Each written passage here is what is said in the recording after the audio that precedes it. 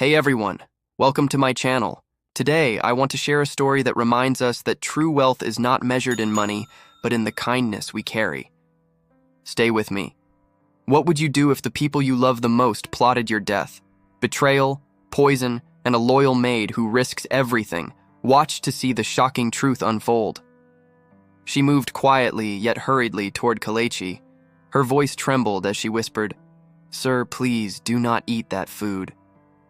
Kelechi looked up, startled. "What are you saying, Amara?" Her eyes welled with tears. "Please, believe me. Madam has been putting something dangerous in your meals. She and Master Chidubem want to harm you. I overheard them talking when they thought no one was around." Kelechi froze, his fork still in his hand, his face drained of color. You must be mistaken," he whispered, barely able to breathe. "No, sir," Amara insisted, her voice quivering yet steady. "I would never lie to you. I beg you, do not eat this food. Please install cameras in this house. See the truth for yourself. Don't just trust my words. Watch it with your own eyes." Kelechi stared at her. He had trusted this maid for years. She had been loyal, hardworking, and kind. But the thought that his own wife, the woman he loved, could betray him was unbearable. His chest tightened. He wanted to deny it. Yet something in Amara's eyes made him pause. She looked terrified but desperate to save him. Slowly, he set down his fork. Amara quickly whisked his plate into the kitchen, replacing it with another meal she had secretly prepared earlier. The same dish, untouched by poison. She returned just as Chidinma's footsteps echoed from the stairs. Kelechi forced himself to breathe normally, sitting stiffly as his wife entered the room with a sweet smile. "I hope you're enjoying your meal, my love," she said, sitting across from him. Her eyes glimmered with secret delight as she watched him lift his fork. Kelechi forced a smile. "Yes, it tastes wonderful," he said, chewing slowly, pretending all was well. Inside, his heart was breaking. He wished to believe Amara was wrong, but a cold fear had already settled within him. What do you do when those you love and trust turn against you? Kelechi's life looked perfect. Young, handsome, and wealthy, he was admired most for his kind heart. He never looked down on anyone and treated everyone with respect.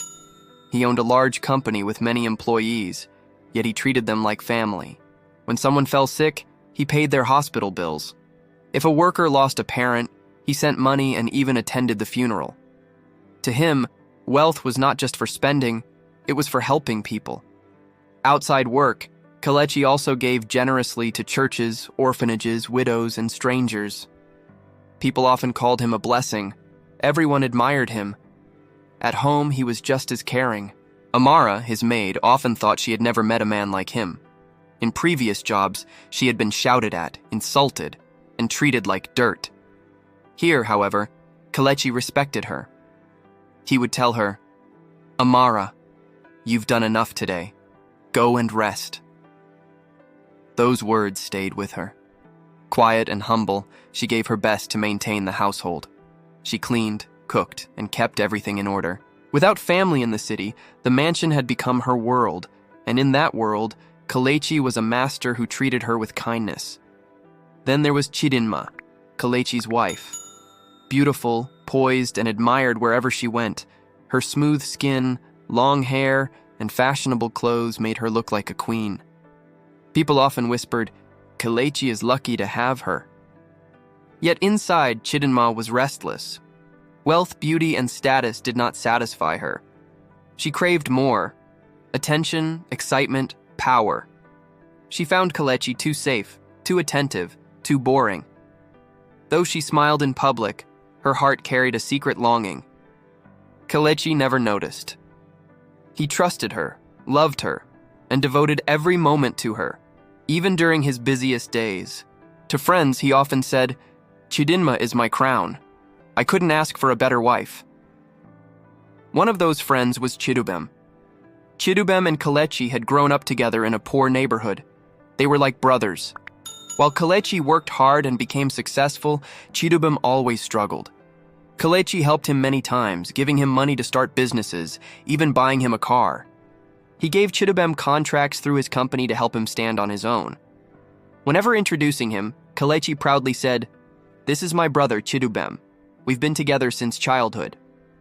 To everyone, Chidubem appeared loyal, laughing, smiling, and celebrating Kelechi's successes.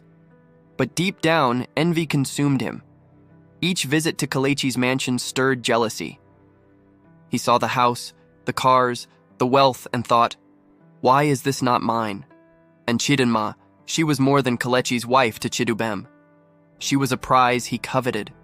Her presence, her fragrance, her elegance, it all drew his desire. He tried to hide it, but envy, like fire, refuses to stay hidden. One evening, Kelechi hosted friends at his home. They laughed, ate, and enjoyed themselves. Kelechi, as usual, ensured everyone was comfortable. Amara moved quietly in the background, serving food. Chidinma sat beside her husband, smiling politely, but her eyes sometimes betrayed her true feelings. She noticed the praise he received from everyone and sighed inwardly. "My husband does everything perfectly, but it bores me." Across the room, Chidubem's eyes lingered on her. He quickly looked away when Kelechi turned, but for a brief moment, the truth was clear. He desired both Kelechi's wife and his life. Kelechi remained oblivious, believing his world was perfect. A loving wife, a loyal maid, and his childhood friend always by his side. Yet beneath the laughter, a storm quietly brewed, and the seed of betrayal had been planted in Chidubem's heart. The day came when Kelechi had to leave for business. He kissed Chidinma goodbye, hugged her gently, and promised to return soon. "Chidinma, take care of yourself," he said warmly. "If you need anything, call me. You know I'll always provide." Chidinma smiled, but her heart felt cold. She wanted him gone quickly. The truth was, she no longer cared much for his promises. His kindness, which others admired, no longer excited her. She longed for something different, something thrilling that would make her feel alive again. After Kelechi left, the house grew quiet. Amara continued her duties, sweeping and polishing, missing her master not only because of his kindness, but because the mansion seemed dimmer without him. That evening, a knock came at the gate. It was Chidubem, wearing his usual charming smile and carrying a bottle of wine. "Chidinma," he greeted warmly. "Since Kelechi is away, I thought I'd keep you company." Chidinma raised an eyebrow, but let him in. She was drawn to his boldness and casual charm. They sat in the living room, Chidubem joking, making her laugh and praising her beauty in ways Kelechi never did. "Chidinma," he said softly, leaning closer. "You are the most beautiful woman I've ever seen. Sometimes I wonder how Kelechi managed to win you." She blushed, pretending annoyance but secretly enjoying the attention. Amara passed by with a tray of snacks and froze for a moment as she noticed how close they were sitting. She lowered her eyes respectfully and moved on, silently uneasy. Later that night, Chidubem pretended to leave but soon returned, claiming his car wouldn't start. "It's late," he said. "Can I sleep on the couch? I'll leave early in the morning." Chidinma hesitated but finally agreed. "Fine, you can stay in the guest room." The house grew quiet. Amara retired to her small room at the back, but her mind raced. Something about Chidubem's presence troubled her. She prayed silently that nothing foolish would happen, but she feared she was too late. At midnight, when the mansion was still, Chidubem rose from the guest room. He crept softly down the corridor and stopped at Chidinma's door. Knocking gently at first, he then entered without waiting for an answer. Chidinma was awake, lying in bed. Shocked, she whispered, "What are you doing here?" Chidubem moved closer, his voice smooth and low. "You know why I'm here, Chidinma. Stop pretending. I see how lonely you are. I can give you what you want." Her heart raced. She wanted to tell him to leave, but her body refused. His hand touched hers, his whispers of desire breaking down her last resistance. That night, betrayal was born. In her small room at the back, Amara stirred in her sleep. A sound from the corridor made her eyes snap open. At first, she thought it was nothing, but then she heard faint whispers, the creak of a bed, and muffled laughter. Her heart sank. She knew. She pulled the blanket over her head, tears stinging her eyes. How could Madame do this, she thought. Does she not see how much Master Kalechi loves her? She lay there in the dark, chest aching with sorrow. To Amara, Kalechi was a good man who gave his all. He did not deserve this pain. The next morning, the house felt different. Chidubem acted overly relaxed, sitting on the sofa as if he owned the place. He summoned Amara to bring him water and even commanded her to clean his shoes. She obeyed silently, anger simmering in her heart. Chidinma moved through the house with a forced smile, pretending all was normal. Yet whenever her eyes met Chidubem's, a secret fire passed between them. Days went by, and Chidubem did not leave. Each night, Amara watched silently, praying that Kalechi would return soon, but fearing that when he did, the home she loved would no longer be the same. The seed of betrayal had taken root, and Chidubem, bolder than ever, was ready to nurture it. Days turned into weeks. Whenever Kalechi traveled for business, Chidubem found his way back into the mansion. At first, he claimed it was just to check on Chidinma, but soon it became clear he came only for her. They laughed together in the sitting room, whispered in the corners, and at night, when the house was quiet, they slipped into each other's arms. Chidinma, once proud of her husband, now began to see him differently. Kalechi still showered her with love, bought her gifts, sent flowers, and called every night from his hotel room. His voice remained warm and full of care. "My queen," he would say over the phone. "Is everything fine at home? Do you need anything? Remember, I'll always provide." "Yes, everything is fine," she replied sweetly. But inside, she rolled her eyes. Kalechi's love now felt heavy, predictable, and unexciting. Her thoughts constantly drifted to Chidubem, bold, daring, and reckless. Amara saw everything. She noticed how Chidinma's smiles grew wider whenever Chidubem was around. She noticed the way her eyes lit up in ways they never did with Kalechi. Every night, Amara prayed quietly in her small room, her heart heavy with worry. One afternoon, while Kalechi was still away, Chidinma and Chidubem sat in the dining room. Their voices were low, but Amara happened to pass by the corridor with laundry in her hands. She froze. Chidubem leaned close and whispered, "Can't you see? As long as Kalechi is alive, we can never truly be together. He is the wall between us and happiness." Chidinma looked nervous. "But he is my husband." "Husband?" Chidubem scoffed. "A husband who spends more time traveling than with you. A husband who gives his heart to strangers while you long for attention. You deserve better. You deserve me." Her gaze fell. His words pierced her heart. She thought of all the nights she slept alone while Kalechi was away, of all the generosity he showed to others while she longed for him. Slowly, she began to believe Chidubem. "What do we do then?" she asked softly. Chidubem's lips curved into a dark smile. He reached into his bag and brought out a small container filled with a strange white powder. "This," he said, placing it in her hands, "is the key to our freedom. Just a little in his food, little by little, and soon he will be weakened. Everyone will think it's illness. No one will suspect us." Chidinma's hands trembled as she held the container. "Are you sure?" "Trust me," Chidubem said firmly. "Do this, and Kalechi will be out of the way. Then his wealth, his mansion, and everything he owns will be ours. After that, we'll start a new life together, free and happy." Amara's body froze. Her heart pounded loudly in her chest. Ground glass poison. She pressed herself against the wall, her breath shaky. Tears filled her eyes as she realized the full weight of what she had just heard. How could Madame agree to this? How could she plan to kill such a good man? Amara wanted to run into the room and shout, but fear held her back. She was only a maid. What if they turned on her? What if they harmed her too? She hurried quietly back to her small room, dropped the laundry, and sat on the bed, holding her head in her hands. "What do I do?" she thought. "If I keep silent, Master may die. If I speak, they may attack me. Lord, help me." That night, she did not sleep. She tossed and turned, her mind heavy with worry. She thought of Kalechi's smile, His kindness, the way he always treated her with respect. She thought of how he had once paid her younger brother's hospital bills without hesitation.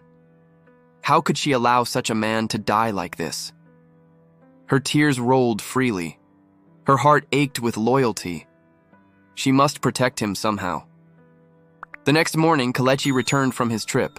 As always, he came with a warm smile and small gifts. He hugged Chidinma and handed her a neatly wrapped box. Inside was a diamond necklace, sparkling brilliantly. "For you, my queen," he said. Chidinma gasped and pretended delight. "Oh, Kelechi, it's beautiful," she whispered, but in her mind, she only thought of the container hidden in her drawer. That evening, she prepared his favorite meal herself. She wore a radiant smile, humming softly as she cooked. When the food was ready, she carefully sprinkled the white powder into it, stirring slowly, her lips curling into a secret smile. Soon, she thought, my new life with Chidubem will begin. Amara watched silently from the doorway, her chest tight with fear. She saw everything. Her hands shook as she gripped her apron. As Kelechi sat at the table ready to eat, Amara's heart screamed inside her chest. She knew the plate before him carried death. Yet she could do nothing, at least not yet. The night was heavy, the air was tense. In the quiet dining room, the first poisoned meal sat before the man who trusted his wife the most. Chidinma, dressed elegantly, welcomed him with her usual sweet smile. "Your favorite meal tonight," she said softly, her voice gentle, though her heart carried a deadly secret. Kelechi watched her set the table and pour wine into his glass. Everything seemed perfect. "Let me just take this call," Chidinma said suddenly, standing up and leaving the dining room. She walked upstairs, her high heels clicking softly on the floor. The moment she disappeared, Amara stepped out from the corner. She had been pretending to arrange flowers, but her eyes had never left the table for a second. Her heart was pounding. She knew this was the moment. Amara moved quickly but quietly to Kelechi. Her voice shook as she whispered, "Sir, please don't eat that food." Kelechi looked up, startled. "What are you saying, Amara?" Her eyes filled with tears. "Please believe me. Madam has been putting something dangerous in your meals. She and Chidubem, they want to harm you. I heard them plotting when they thought no one was around." Kelechi froze, his fork still in hand. His face went pale. You must be mistaken," he whispered, too shocked to speak fully. "No, sir," Amara insisted. Her voice trembled but remained steady. "I would never lie to you. I beg you, do not eat this food. And please, install cameras in the house. See the truth for yourself. Don't just take my word for it. Watch it with your own eyes." Kelechi stared at her, the weight of her words sinking in. He had trusted this maid for years, loyal, hard-working, and kind. But the idea that his wife, the woman he loved, could betray him was almost unbearable. His chest tightened. He wanted to deny it. Still, something in Amara's eyes made him pause. She looked terrified, yet desperate to save him. Slowly, he put down the fork. Amara quickly picked up his plate and carried it to the kitchen. She replaced it with another plate she had secretly prepared earlier, the same meal untouched by poison. She brought it back just as Chidinma's footsteps echoed down the stairs. Kelechi sat still, forcing himself to breathe normally. Chidinma smiled sweetly as she sat across from him. "I hope you're enjoying your food, my love," she said, eyes sparkling with secret joy as she watched him lift his fork. Kelechi forced a smile and nodded. "Yes, it tastes wonderful." He chewed slowly, pretending all was normal. Deep inside, his heart was breaking. He wanted to believe Amara was wrong, but a cold fear had already settled in. That night, after Chidinma went to bed, Kelechi sat alone in his study. Amara came quietly to his door. "Sir, did you think about what I said?" she asked. Kelechi nodded slowly. His voice was heavy. "Tomorrow, we will install cameras everywhere." And so it began. Hidden cameras placed in the kitchen, dining room, and hallways. Nobody knew except Kelechi and Amara. Days later, Kelechi returned from work. Chidinma greeted him warmly at the door, her smile full of feigned love. But in the kitchen, Amara had been watching every move, ready to protect him from the poison she knew would come. That evening, Chidinma prepared Kelechi's meal with a smile that didn't reach her eyes. She carefully took the small packet Chidibem had given her and poured the deadly white powder into the dish, mixing it quickly. Pride glimmered in her eyes as she plated the food and carried it toward the dining table, convinced her plan was working. Amara, hidden in the shadows of the corridor, watched every movement. Silent as a ghost, she waited for the perfect moment. As soon as Chidinma stepped away to fetch a glass of water, Amara acted swiftly. She swapped the poisoned plate with the safe one she had prepared earlier. Her hands shook, but her resolve was ironclad. She would not let her master die. By the time Kelechi sat down, everything appeared normal. Chidinma leaned forward, smiling sweetly, eyes glinting with secret joy. "Eat, my love," she said softly.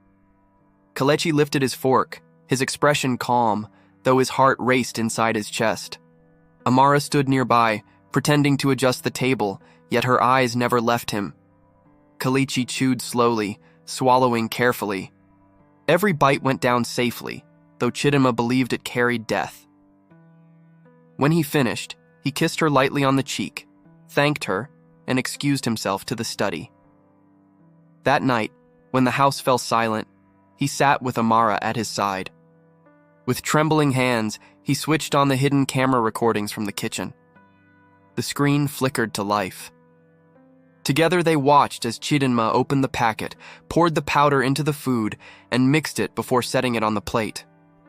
Kelechi's face went pale. His chest tightened. The woman he loved, the one he trusted above all else, was plotting his death. Amara placed a gentle hand on his shoulder. "I'm so sorry, sir," she whispered. Kelechi closed his eyes, heart breaking piece by piece. The world he thought he had built so perfectly was crumbling. And yet, he remained determined. He would not confront them yet. He needed proof so strong no one could deny it. "We must make them believe their plan is working," he said quietly. "I will pretend to be sick. We'll watch how far they will go." Amara nodded, her heart aching for him. "Then I will help you." The next morning, Kelechi sat at the dining table, dark circles under his eyes. Amara had brushed powder across his skin to make him look pale and weak. When Chidinma came downstairs, she stopped in surprise. "My love, you don't look well," she said, voice soft but eyes sharp. "I don't know. I feel so tired lately," Kelechi murmured, coughing weakly. Chidinma touched his shoulder gently, hiding the smile she wanted to let slip. "Don't worry, you'll be fine," she said, but inside her heart danced with dark delight. Days passed. Kelechi's act of weakness grew more convincing. He stayed in bed, coughed, and feigned fainting spells. Amara brought him food and water quietly, removing anything Chidinma prepared before it reached him. To the world outside, their master seemed to be failing. When Chidinma was alone with Chidibem, her true face emerged. One evening, Amara passed by the garden and heard laughter. Chidibem's voice was full of pride. "I told you it would work. Look at him now, coughing, weak, almost finished. Soon he'll be out of the way and we'll be free." Chidinma laughed softly. "Finally, Chidubem, our dream is almost here." Amara clenched her fists, fighting back tears. The betrayal ran deeper than she had imagined. Inside the mansion, Kelechi lay in bed, pretending to sleep. Chidinma sat beside him, stroking his hand. "How are you feeling?" she whispered. "Still not well," Kelechi said softly. Chidinma leaned closer. "Sometimes I wish you would just go," she murmured. "Then I could live the life I want." Kelechi's heart shattered, but he remained composed. When she left, he sat up slowly, tears burning in his eyes. Amara entered quietly, frozen at the sight. "Sir, she did?" Kelechi nodded, voice heavy. "She wants me dead. Genevieve, Amara, the one I trusted, the one I built my life with. She wants me gone." Amara placed a trembling hand over his. "You must stay strong, sir. We are not done yet." Kelechi wiped his tears and hardened his face with determination. "You're right. We will see just how far they are willing to go. Then, when the time is right, their evil will be exposed for all to see." Kelechi and Amara spent the night planning carefully. The next day, he began his act of extreme weakness. His movements were slow. His cough sounded real. Amara attended him closely, bringing food and water, removing anything Chidinma prepared. The household saw a master fading, unaware that every move was part of a carefully orchestrated plan. Late one evening, when the mansion was quiet, Kelechi whispered to Amara, "We will let them believe they are winning. But before they can take the final step, I will strike." Amara leaned closer. "What will you do, sir?" Kelechi opened a hidden safe behind his bookshelf. Inside were stacks of papers, files, and property deeds, his entire empire, land, businesses, bank accounts. "These are what they want," he said quietly, "but they will never touch them." With careful hands, he removed the real documents and locked them in a metal briefcase. From another drawer, he pulled out copies, fake documents he had prepared with his lawyer. They looked real, but held no value. Kelechi's lips curved into a cold smile. "These will be their reward." The next morning, Chidinma and Chidubem entered the mansion, confident their plan was on track. Kelechi lay in bed, coughing, weak, eyes barely open. Chidinma fussed over him, bringing pillows, wiping his forehead, whispering caring words. Each gesture reinforced their belief that their plan was succeeding. Later that day, Chidubem told Chidinma about a foreign buyer who would pay millions for Kelechi's documents. Alone in the car, Chidubem laughed, thinking he would escape with the wealth and leave Chidinma behind. "Why share when I can have it all?" he muttered. What he didn't know was that Kelechi had anticipated this. The buyer was actually a trusted friend who owed him a great favor. Everything had been arranged. That evening, Chidubem arrived at a quiet hotel lounge, briefcase in hand, ready to meet the buyer. "Once I get the money, I vanish," Chidubem whispered as he flipped through the papers. In an instant, men in plain clothes surrounded him. "Police!" one shouted, guns trained on him. Chidubem froze, mouth open in shock. The buyer revealed his badge. "You're under arrest for conspiracy, fraud, and attempted murder." At the same moment, police cars pulled up to the mansion. Neighbors peeked as officers entered. Chidinma, confident her plan was working, was sipping wine in the living room. "Mrs. Chidinma," an officer said firmly, "you are under arrest for attempted murder, theft, and conspiracy." Chidinma gasped. "What nonsense! Do you know who my husband is?" The officer didn't flinch. "Your partner Chidubem has already been caught. He gave us everything we need." Her face shifted from shock to fury. She screamed and struggled, but handcuffs clicked into place. By morning, the news had spread everywhere. Newspapers, television, and social media carried the shocking headlines. "Wealthy man betrayed by wife and best friend. Murder plot foiled." When Benjamin stepped out of the courtroom, the crowd surrounded him, calling his name. For a moment, he wanted to run, but then he remembered Amara's words. "Face the truth with courage, sir." He raised his hand for silence. "I stand before you today," he said, voice steady but filled with emotion, "not as a rich man, not as a powerful man, but as a betrayed husband and a wronged friend. The people I trusted most tried to destroy me. But I am alive because of one person, someone the world would not have expected. My maid, Amara." Murmurs spread through the crowd. Benjamin's voice grew stronger. "When others plotted my death, she risked her own life to save me. She reminded me of the value of loyalty, truth, and courage. For that, I will forever honor her." Tears filled Amara's eyes as she stood quietly at his side, hands clasped. She had never sought recognition, yet here she was, celebrated by all. The crowd erupted in applause. Reporters turned cameras on her. Neighbors whispered her name with respect. For the first time, Amara was not just a maid, she was a heroine. That evening, when the noise of the day faded, the mansion returned to quiet. Amara gathered her bag, preparing to return home. Benjamin called out softly, "Amara!" She turned, surprised. He was standing in the hallway, eyes tired but gentle. "You were going to leave without saying goodnight?" he asked with a faint smile. "I didn't want to disturb you, sir. You've had a heavy day," she said respectfully. Benjamin stepped closer, tone softening. "Amara, I don't know how to thank you. Not as a master to a maid, but as a man whose life you saved. You showed me loyalty I had never known. When everything around me crumbled, you stood firm. I cannot imagine this house without your presence anymore." Amara forced a small smile. "It was my duty, sir. Nothing more." Benjamin's eyes held hers, unwavering. "No, it was more than duty. You gave me something my wife never did, a heart I could truly trust." For a long moment, silence hung between them. Only the soft ticking of the hallway clock could be heard. Benjamin gently reached for her bag. Their hands brushed, sending a spark neither could ignore. "I don't want to replace what I lost with lies," he whispered. "I want something new, something true, and I see that in you." Tears welled in Amara's eyes. "Sir," she whispered, voice breaking. "No titles tonight, just Benjamin," he said softly. "And I promise our bond will be built on truth and loyalty, not betrayal." For the first time, Benjamin looked at Amara not as a maid, but as a woman deserving of love and honor.